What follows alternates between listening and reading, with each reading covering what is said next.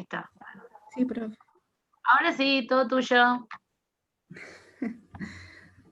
Bueno, ¿comienzo? Sí, Ale, si querés, Nicole, ya podés volver. Ahí está, perfecto. Buenísimo. Ok.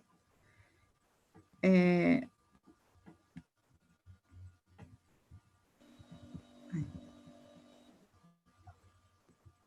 bueno, voy a hablar un poco en más profundidad en lo que es el autismo en, digamos, en la sociedad, en relación con los padres. Los niños con autismo tienen poca respuesta a los estímulos hacia los niños, digamos, con sus demás pares. No buscan compartir experiencia con los demás. Tienen poca comunicación verbal y no verbal para buscar la interacción con otros. Puede que si se comunican con los demás no usen la gesticulación y que tengan una expresión emocional ausente. Bueno, eso sería la parte, digamos, social.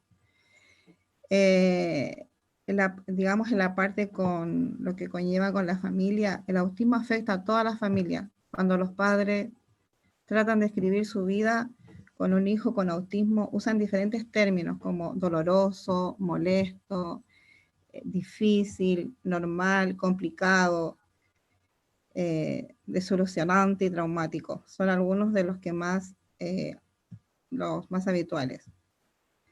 Pero lo cierto es que cada familia y dentro de esta, cada miembro de la familia se ve afectado por el miembro autista de una manera diferente. Bueno, ahora voy a compartir, pusimos en los anexos un video de es una médica veterinaria que ella fue diagnosticada con autismo a los 4 años. El video está en inglés, pero está la grabación, está el subtítulo en español. Entonces, Temple Grandin nació en 1947, es zoóloga y ella viaja por todo el mundo y da conferencias sobre el autismo. El video se titula El mundo necesita todo tipo de mentes. Entonces, yo voy a hablar así como más o menos a grandes rasgos explicando el video porque está en el link de los anexos. Ella comienza así.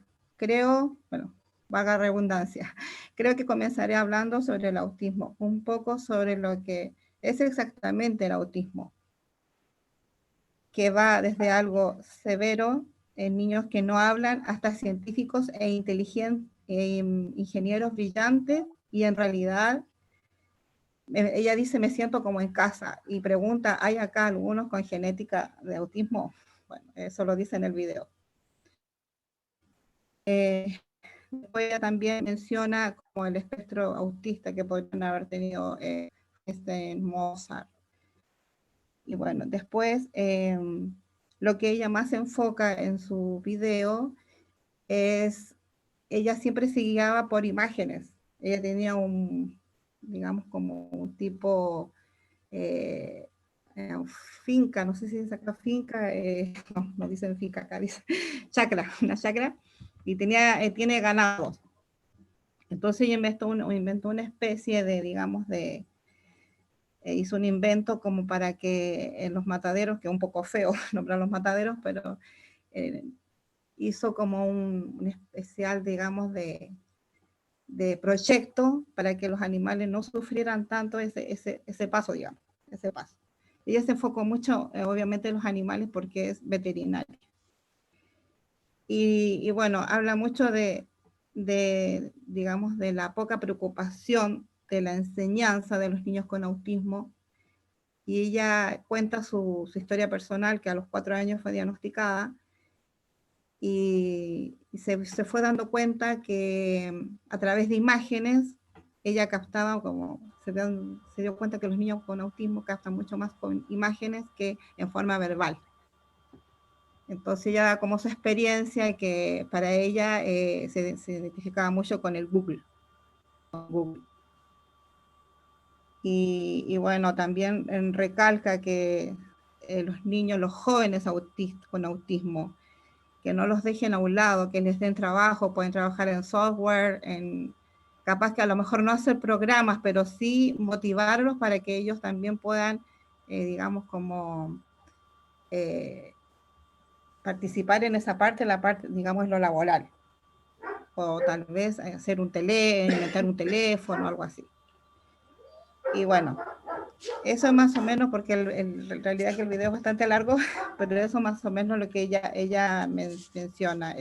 Da conferencias por todo el mundo, digamos, como en ayuda al autismo, obviamente, porque ella es una persona con autismo y ella cuenta su propia experiencia. Y a mí nos pareció súper interesante, profe, porque siempre como que vemos la parte más de niña, adolescente, pero en adulto o sea, wow, a mí me impresionó bastante su experiencia.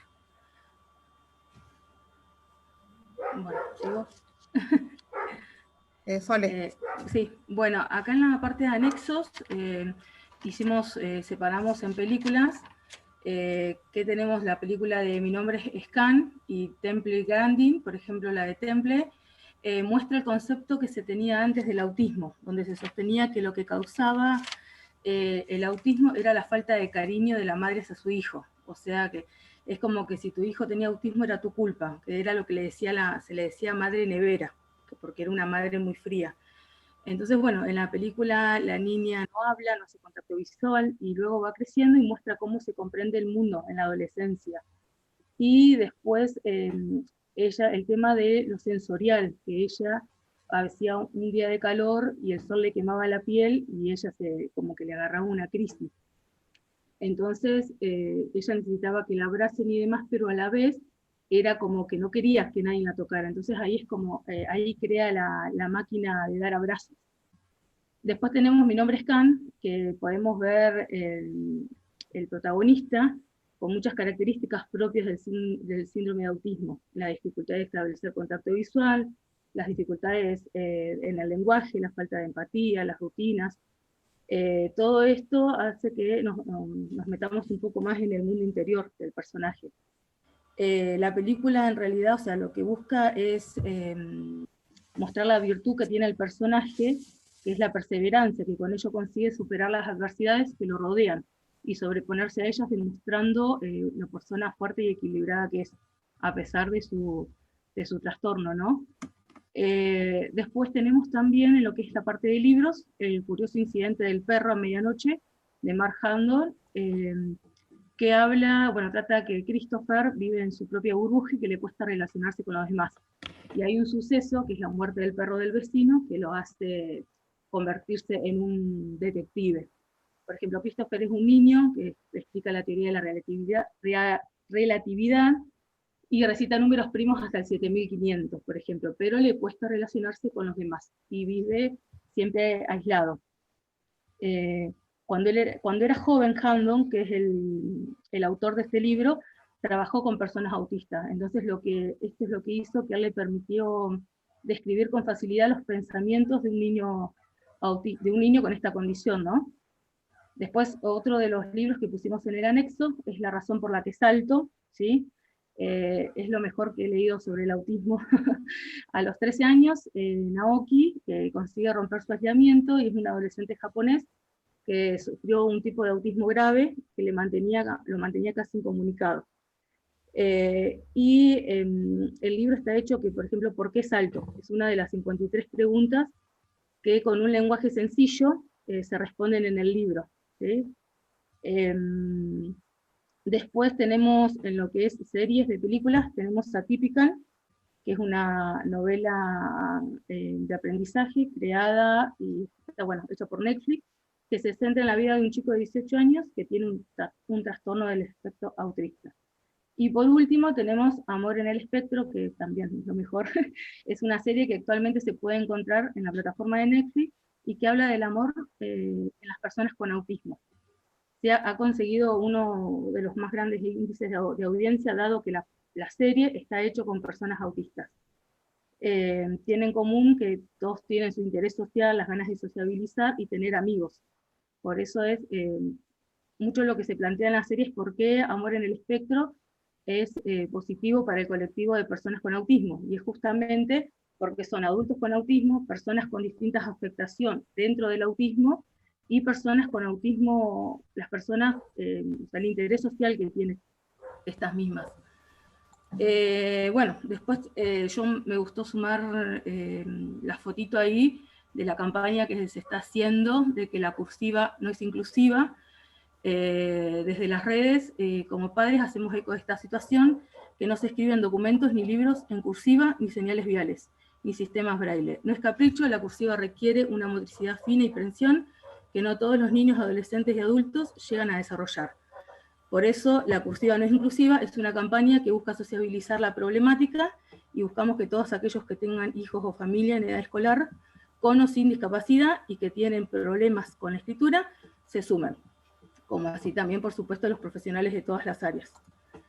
Y por último, en la última imagen,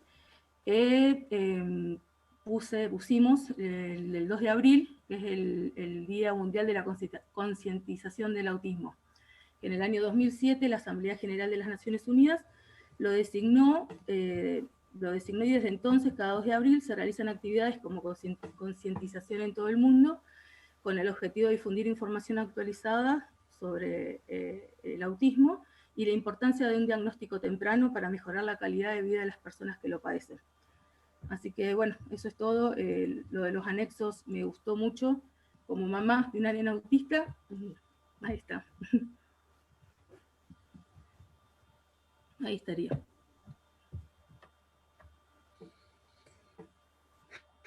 Muy bien, muy lindo trabajo. Muy personal aparte también, Soledad. Qué bueno. Sí. Qué bueno que lo pudiste compartir. Sí. Gracias. Bien, ¿quién sigue ahora? ¿Quién nos queda? Gio, mientras se organizan las chicas, algo que nos quieras. Bueno, nosotros, profe Asperger. Bueno, Asperger. Gio, algo que nos quieras compartir mientras. No, por ahí cuando se hablan de todas estas patologías, a mí me gusta pensar en la práctica uno qué haría, ¿no? ¿Cómo se las ve con esto? ¿No? Porque, bueno, en algún momento nos tocará atender a un niño autista o una persona grande o un trastorno de hiperactividad, alguien que no se queda quieto todo el tiempo, que no le pueden tomar la temperatura, ¿no? Entonces uno poder recordar esto que están viendo, de que por ahí puede tener alguna clase de trastorno o por ahí no, ¿no? Y no caer en esto que siempre decimos de emitir juicios, sino esperar y ser neutral a la hora de tener que atender cualquier clase de paciente, ¿no? Porque enseguida uno etiqueta, en general somos muy etiquetadores, ¿no? Entonces, Pero no hay ¿qué hacer? cursos, profe, para tratar con ellos, porque yo, hasta donde tengo entendido, había un curso para aprender de todo esto.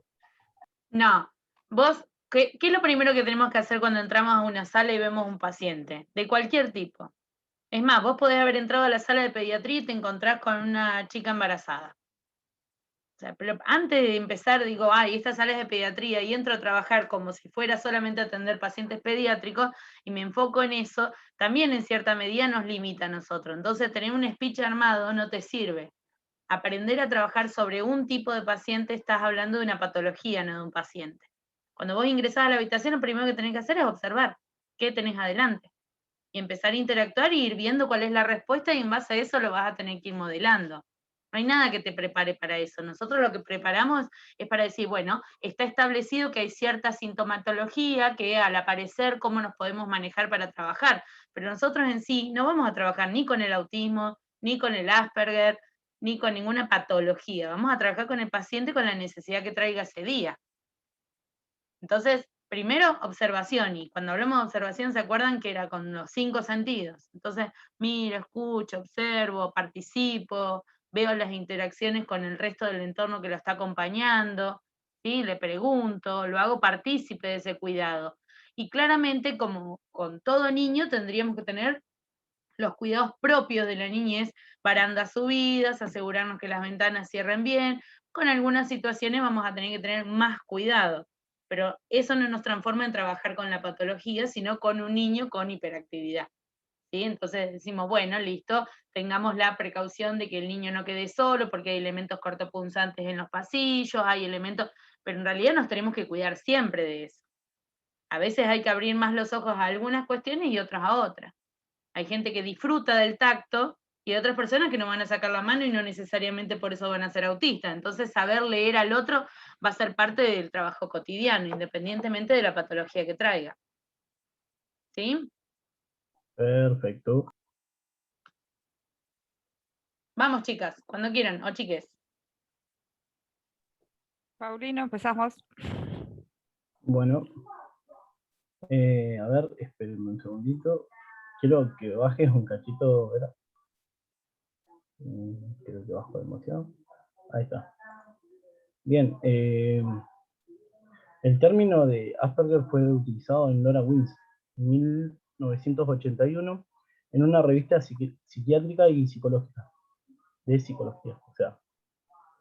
Lo denominaron así por el previo trabajo que tenía Hans Asperger, que era un psiquiatra que ya había descrito el síndrome en 1943.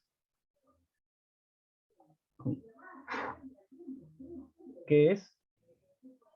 Eso lo dice otra persona.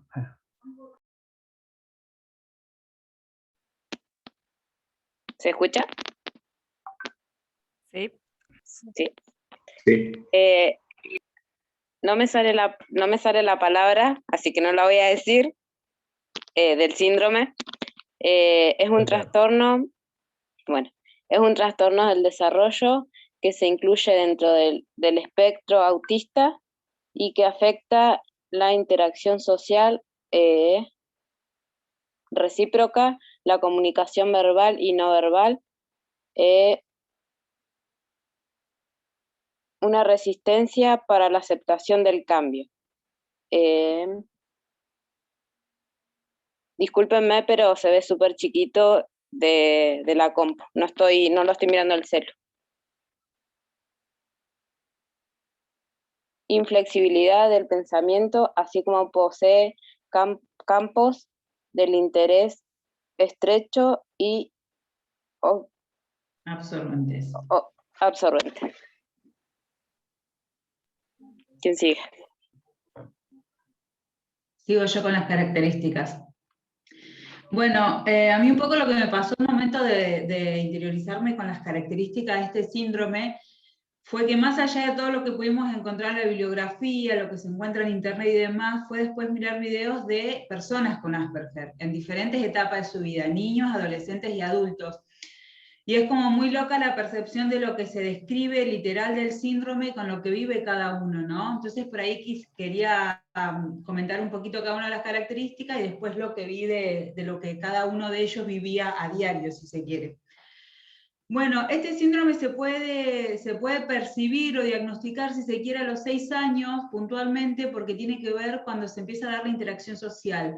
Previo a los 4, con esta cuestión de la motricidad fina y demás, se pueden detectar ciertas cosas, pero nada muy característico o determinante para decir que es el síndrome de Asperger.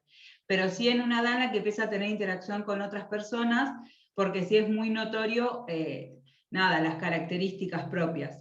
Por ejemplo, dicen, no logran tener empatía con las personas, ausencia de reciprocidad social o emocional, tienden a aislarse e IQ elevado. Bueno, esto de no tener la empatía con las personas tiene que ver con que muchas veces, literal, no les interesa lo que el otro está ofreciendo, si no es de su interés, ellos no participan ni escuchan. Les cuesta muchísimo, digo ellos, perdonen esta cuestión de la gente con el síndrome, ¿no?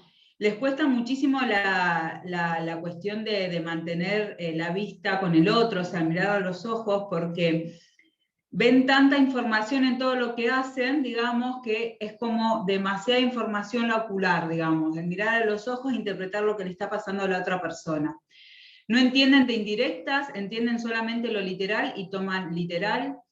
Hoy hablaba con mi pareja y me contaba una anécdota de un médico que tiene síndrome de Asperger y después de una guardia de estar muy cansado le dijeron, y bueno, andate a acostar. Como cualquiera de nosotros podemos decir cualquier cosa, y se fue a acostar y lo despidieron, porque en plena guardia hizo literalmente lo que le dijeron que haga, ¿no?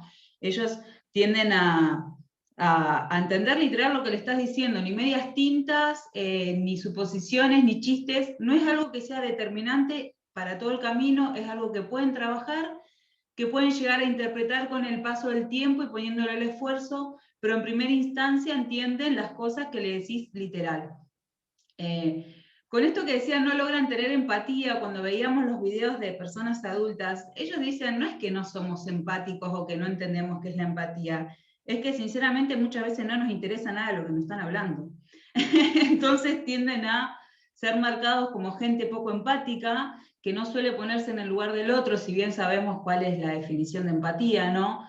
Pero en realidad ellos, cuando algo sí realmente les interesa, su cabeza abocada a eso y pueden estar 24 horas, literal, abocados a eso.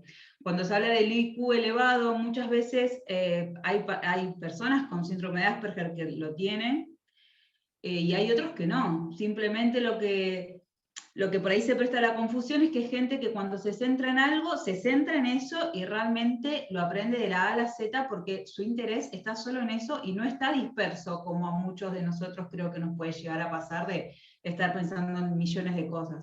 Ellos tienen su atención literal puesta ahí. El tema de tender bueno, tienden a aislarse, es también un poco esto, que cuando algo no les resulta interesante, no les llama la atención, disfrutan muchísimo de su soledad y de estar abstraídos en lo que a ellos les interesa. Lo que leíamos también es que decían que muchos se centran en cuestiones, porque decían, bueno, el tema de los dinosaurios, los países, o sea, como cuestiones así muy complejas de muchos años, de mucho estudio, y que muchas veces tampoco son relevantes para ellos, o sea, sí les interesa saber, pero no quiere decir que uno vaya a ser, no sé, jefe en algún lugar de transporte por saber dónde empieza una ruta, dónde termina y demás, sino que son temáticas que a ellos les interesan mucho y que tienen que ver con un orden, con una cuestión así estructural. Bueno, no pueden salirse de su eje, tienen una cuestión con la estructura y con cómo tienen que hacer todo, que le genera mucho estrés y mucha ansiedad y mucha angustia salirse de su rutina, tienen que tener una rutina. Pero bueno, eso también, algo que me pareció muy interesante de todo esto, es que muchas de las características de ellos, si bien son particulares del síndrome, se van dando en consecuencia de, porque hablaban, por ejemplo, cuando los niños con Asperger tienen esta cuestión de bueno, que les cuesta socializar, que les cuesta interactuar, que les cuesta prestarle atención al otro, algo muy marcado con este síndrome es el bullying, es el aislarlo. La palabra raro está desde que empezás a leer sobre el síndrome de Asperger hasta que terminás de leer, desde cómo se sienten ellos como niños, adolescentes, adultos, hasta cómo lo ven los padres. Entonces, es algo muy discriminado, muy aislado, y eso tiende también a que la persona se aísle, o sea, más allá del síndrome que es propio, o sea, es una característica propia, también tienden a que realmente les cueste un montón interactuar. No sé, en el adulto decían que era uno de los miedos mayores de ellos era la soledad, por más que la disfrutaran muchísimo, porque pueden estar atentos a lo que ellos quieren sin tener que estar con otra gente, si se quiere. Entonces era, no sé, como para ellos el ideal. Y cuando hablaban de los beneficios que ellos veían que podía llegar a tener este síndrome, decían el no tener que fingir nada. O sea, el no tener que usar una máscara, el no tener que fingir si se quiere estar con esa persona o no, si quiere hablar o escuchar. Entonces, por eso muchas veces se trata, no sé, los toman como personas muy pedantes, muy asquerosas, poco empáticas. Pero bueno, la realidad es que están un poco en su cabeza, en una constante, ¿no? Hay diferentes, no sé si la palabra es grado, pero como intensidad del síndrome, hay gente que realmente tiene características notorias, pero que tienen una habla mucho más fluida que otras, tienen una tendencia a poder relacionarse que por más que les cueste, lo pueden hacer o eligen hacerlo siquiera, y hay gente que realmente no, está totalmente abstraída y le cuesta muchísimo poder relacionarse con la gente neurotípica que dicen ellos, como la gente normal, creo que es neurotípica la palabra, no sé si me equivoco.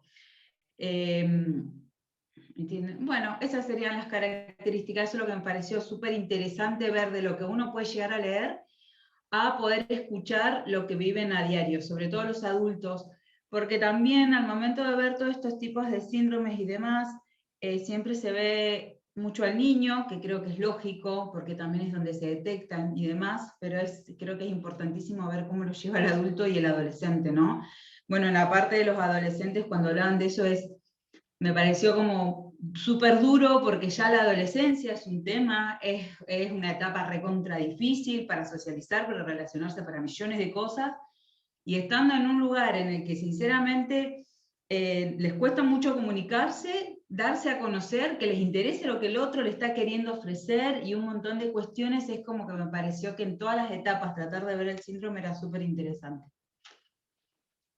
Eso es todo.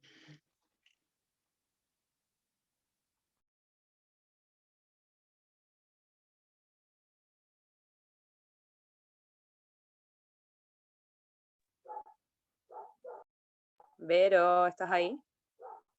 Sí. No podía activar el micrófono. Bueno, no, yo no daba síntomas.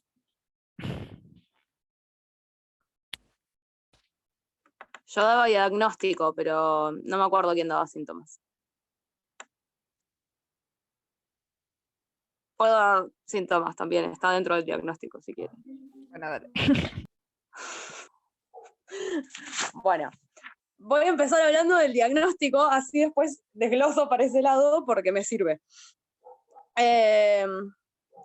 Bueno, el diagnóstico, primero hay, como dijo la compañera, hay indicios que la familia puede dar.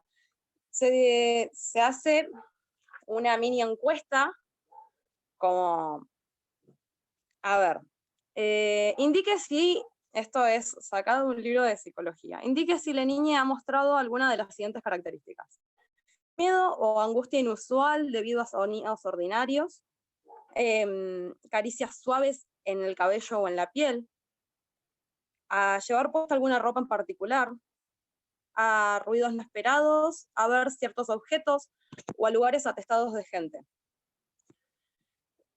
Si tiene tendencia a balancearse o a aletear ante excitación o angustia. Falta de sensibilidad a niveles bajos de dolor. Perdón, me puse muy nervioso. Adquisición tardía del lenguaje y tics. Si todas esas, o la mayoría de esas respuestas es correcta, se hace como un examen, una valoración que es mucho más larga y que abarca rasgos de la conducta social, del lenguaje y del desarrollo cognitivo. Que eso me parece que lo decía ¿Vero? Sí, lo digo después en áreas afectadas. Bien. Y el diagnóstico se llega a 6 caminos. Hay 6 caminos, por decir un número, ¿no? Pero enumeran algunos caminos comunes. El diagnóstico de autismo en la niñez temprana, que por ejemplo ante la no aparición del lenguaje, o que cuando aparece de pronto hay muchas autoconversaciones, capaz que los padres dicen, bueno, acá tengo un ojo y quiero ir a preguntar qué pasa. Otra, diagnóstico de autismo en la niñez temprana. Me equivoqué de tópico. En el diagnóstico de autismo en la niñez temprana suele suceder que los niños son diagnosticados de autismo más tempranamente y que hay una mejora en las habilidades sociales a partir más o menos de los 5 años. Entonces, ante ese seguimiento que se hace desde el autismo, se hace una revisión del diagnóstico. Ahora sí, que hay un familiar que tenga, un pariente que tenga Asperger, entonces las personas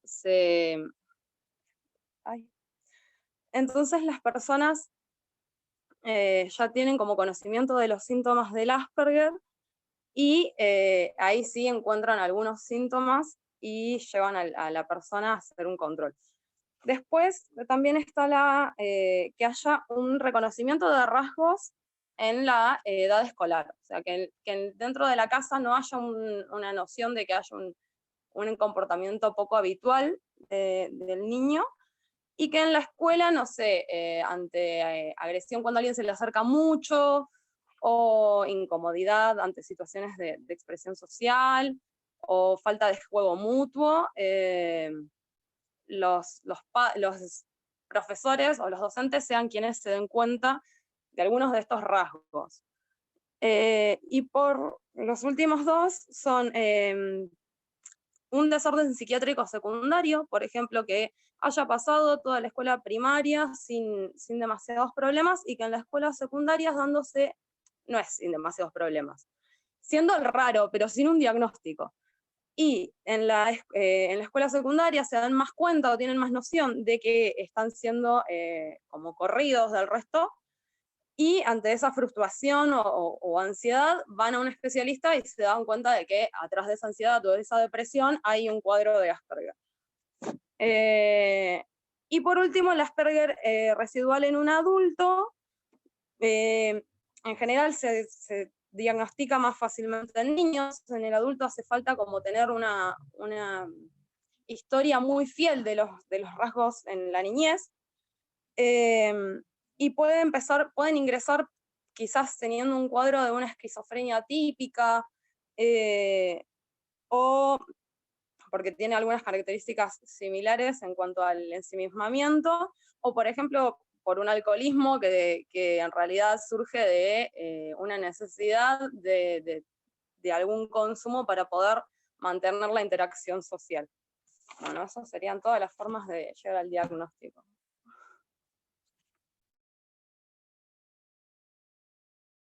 Bueno, ahora seguimos con las áreas afectadas de este síndrome, que son el área sensorial, el área del lenguaje, el área física, el área social, el área del juego y el área cognitiva. En el área sensorial tenemos el umbral del dolor alto, sensibilidad auditiva al tacto, a los sabores y sensibilidad visual. En el área del lenguaje tenemos las primeras palabras pueden llegar a suceder a tiempo, desarrollan un discurso fluido y elocuente a temprana edad, no entienden sarcasmo ni la abstracción, no interpretan el lenguaje corporal. En el área física no poseen una buena coordinación, tienen movimientos repetitivos. En el área social son invasivos en el espacio intrapersonal, rígidos con las normas, dificultad para comprender bromas o regaños, carecen de empatía, como decía la compañera, intereses intensos y repetitivos. En el área de juego, por lo general tienen más juegos solitarios y problemas con el juego simbólico. En el área cognitiva, poca tolerancia a la frustración, tienen fuga de ideas, tienen una excelente memoria y tienen un desarrollo avanzado en su creatividad.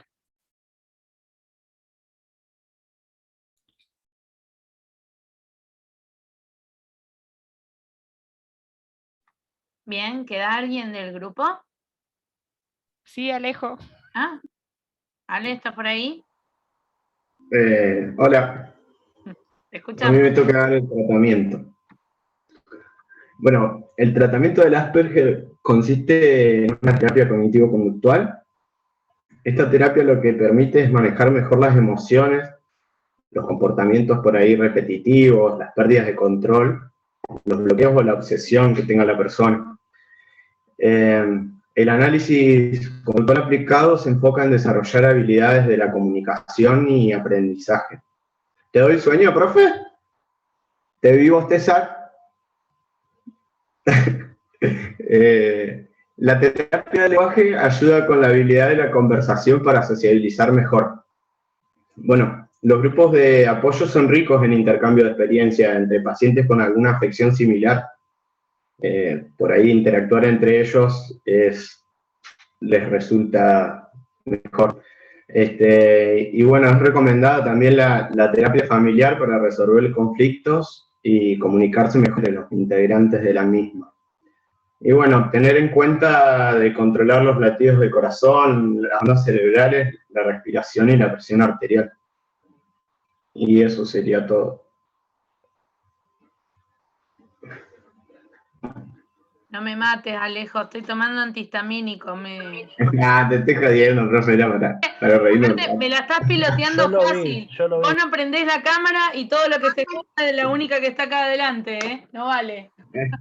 Lo que pasa es Ahí que la estamos aprendí. despeinados, Después profe. pusimos Claro. una frase que dice, tener Asperger no significa no ser humano, sino ser diferente. Y ahí termina. Ahora sí.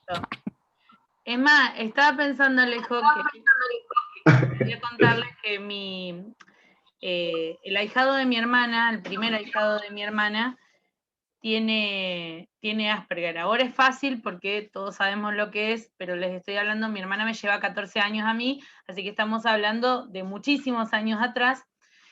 Cuando yo era jovencita y niña, todavía iba al secundario, a mí me gustaba mucho todo lo que era manualidades prácticas y todo esto, y siempre cuidaba a mis sobrinos. Entonces me encuentra la amiga de mi hermana y me dice, mirá, la verdad necesito más que una niñera, necesito a alguien que se ocupe de prestarle atención a él. No quiero que toques nada de la casa, solamente que quiero que intente hacer algo, porque en el jardín me lo van a mandar a repetir.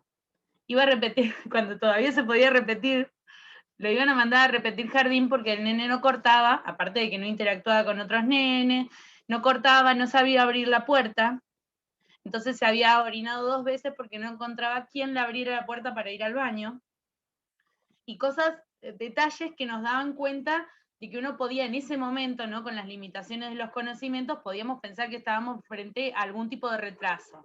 Pero después se sabía el nombre de todos los presidentes y de todos los billetes, quién era el que estaba en el billete, cuánto valía esa plata, sabían los nombres de los países, cosas que a la edad que teníamos, estoy hablando de un nene de 5 años, era absurdo que la supiera. De hecho, reconocía todas las letras y ese no era el problema.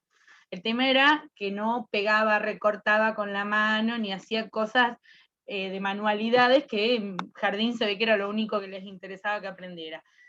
Tardó muchísimo, muchísimo, su madre siendo docente de primer grado, tardó muchísimo en avanzar en la primera etapa de la escuela, después de muchísimos años, porque yo me acuerdo era grande, yo estaba estudiando en Rosario, y me acuerdo que me llamó mi hermana para decir, parece que tiene una enfermedad que se llama Asperger, así, como de la nada, como sacado de la galera, y es ingeniero civil. Se recibió, por supuesto, en la universidad sin ningún inconveniente mayor cuando se entendió cuáles eran las cosas que realmente no podía hacer o que le costaban más dificultad y pudo solventarlas y dejarlas a un lado. Pero como en ese momento, ¿no? Y ahora todavía se sigue haciendo porque mientras más lejos de capital, vamos a ser sinceros, más se tarda en llegar a los diagnósticos. Es así, es un hecho. Entonces, ¿cuántas personas en este momento deben estar pasando por una situación de que el niño no cumple con las expectativas, a lo mejor escolares o sociales, y queda ahí recluido o aislado sin la estimulación correcta debido a la falta de conocimiento de los profesionales que lo rodean, de la misma familia, del entorno escolar? Entonces pensaba en Nacho. Profe, pero ¿cómo se va a cortar? Sí. Nos volvemos así podemos cerrar, nos volvemos a conectar por última, ¿sí? Sí, tenemos la profe de psicología de ciencias. No quiere decir que vamos a robar a la profe con nosotros. No le vamos a robar a la profe su clase. Ay, no, Pero seguimos y enganchamos con adultos, con vejez. No, profe, lo dejamos para otro día. Seguimos nada más que un minuto así cerramos bien. Odio que se corte. Bueno. Bueno, profe. Y te los dejo todos.